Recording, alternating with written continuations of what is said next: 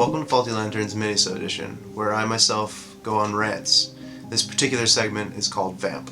Vampire Film Acceptance of Movies of Poorer Quality. I'm a huge fan of vampire lore. Anybody else out there that also is probably knows how shitty vampire films can be.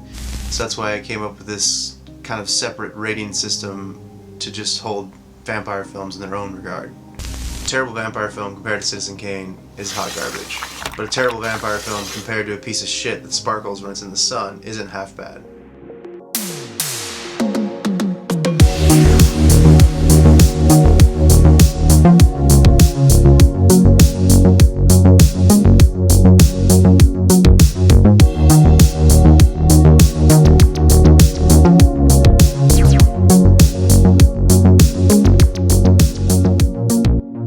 In this video, I'm going to talk about the film Day Shift. It's the new Netflix vampire film. Just came out this year, 2022, starring Jamie Foxx and directed by a J.J. Perry, which I'm not sure what else he has done, but probably something not too great. But yeah, this film, it was pretty fun.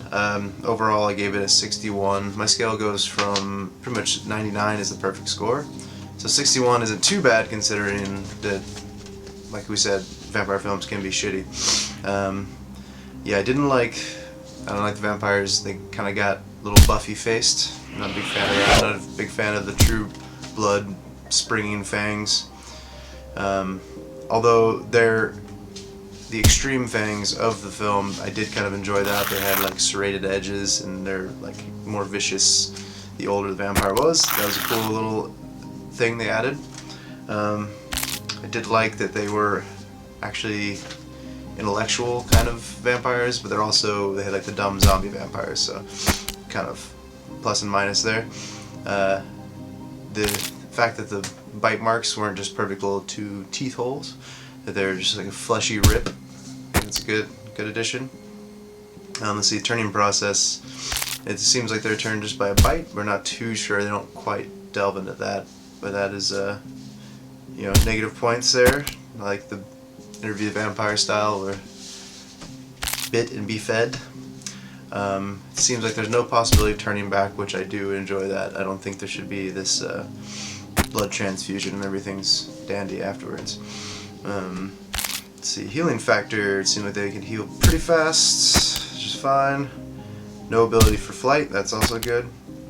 I like that there was seemed to be a trophy reward system for Jamie Foxx's character to sell teeth for money. I think that's a cool bonus point there for them. The CGI looked good, so that's always a plus. Let's see what else I got. Let's see, some weaknesses. They mentioned they're weak to garlic, that's cool. Silver, stake through the heart, they talked about that, but they also need to be beheaded, which is always I like that combo.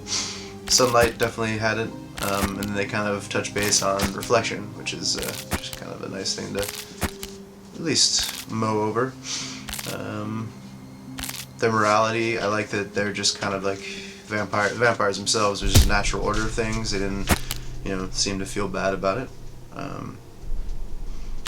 They apparently can go out in the sun if they have umbrella and sunscreen, which I think is just a ridiculous thing that some vampire films do.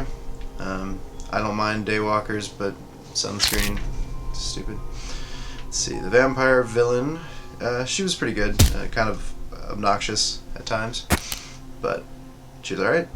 And I guess I would say the vampire lead was the female actress in that, and yeah, she was pretty great. Definitely watch it for her, Heather. It was more of a vampire hunters type story, which aren't my favorite. I prefer more of the day in the life of a vampire, but that's okay. Overall watchability, I would say it was fun. Don't know if I'd watch it again. I do have a DVD collecting problem, so I probably would buy it, but who knows if I'd actually watch it again. I think that the collecting of the teeth was a good little original note there. The teeth are cool. The fact they're serrated is a thing I haven't seen before. Enjoyed that. The best thing about it was actually probably the Lost Boys nod at the end, the little Easter egg there. He mentions all the damn vampires. That's one thing you can't get used to this town. I do appreciate a good Lost Boys reference. And some minor bonus points that I kind of gave. So yeah, they had a Renfield type character. There was 3 good characters, I'd say, at least. You got the good vampire girl, Snoop Dogg. And then one thing I like to kind of look at is, like, without vampires, was it a good story? It wasn't good, wasn't great, but it had watchability, so I'd give it a point for that. The one-liners were not good. One-liners typically aren't. Rarely are good, but just kind of like to note that for a good cheesy vampire movie. So yeah, overall, Day Shift, 2022 Netflix film, starring Jamie Foxx. Give it a 61. That's passing, I would say. Not my worst film, not my best.